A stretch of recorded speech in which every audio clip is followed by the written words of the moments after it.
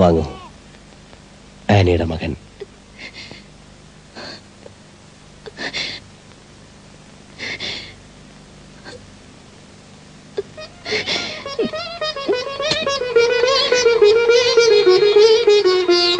പോയിക്കോളൂ.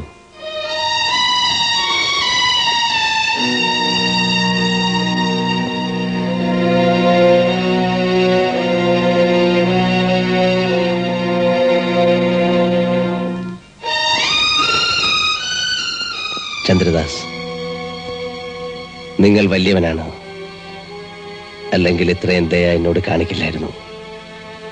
ഒരു മത്സരത്തിൽ കുടുക്കി ഇവരെ വിഷമിപ്പിക്കണ്ട. ചിലപ്പോൾ നിങ്ങൾ തോറ്റുപോയേക്കും. അത് പാടില്ല.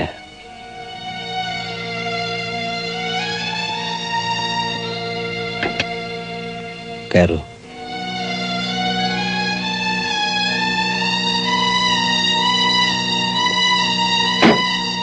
ഞങ്ങളിനി തിരിച്ചു വന്നൊന്നും വരില്ല.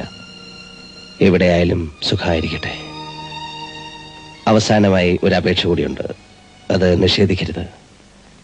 മാറ്റങ്ങളുടെ കൂട്ടത്തിൽ വേണ്ടാത്ത ചില വിശ്വാസങ്ങളും ഉണ്ടായിപ്പോയി.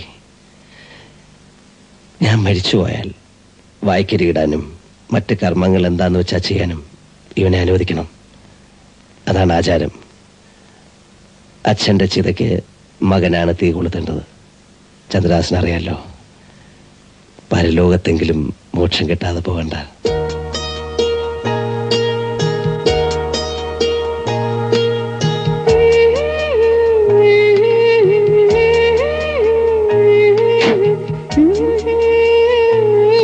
അനി,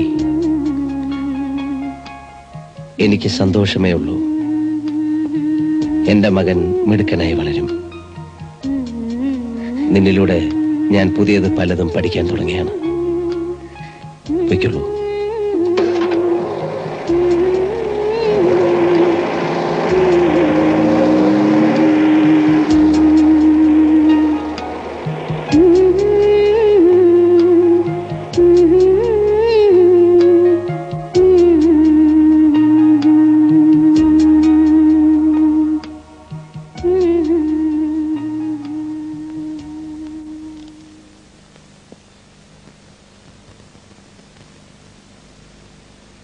എല്ലാ അമ്മമാരും ആനിയെ പോലാണോ? അതെ കുഞ്ഞെ, മനസ്സിലുള്ളത് എനിക്കറിയാം. കുഞ്ഞിന്റെ അമ്മയെക്കുറിച്ചല്ലേ ഓർത്തത്. ഞാനും കേട്ടിട്ടുണ്ട്.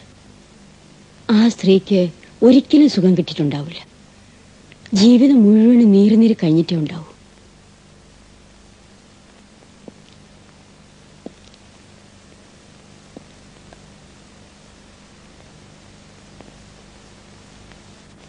ആനി മോനെ സ്നേഹിക്കുന്ന പോലെ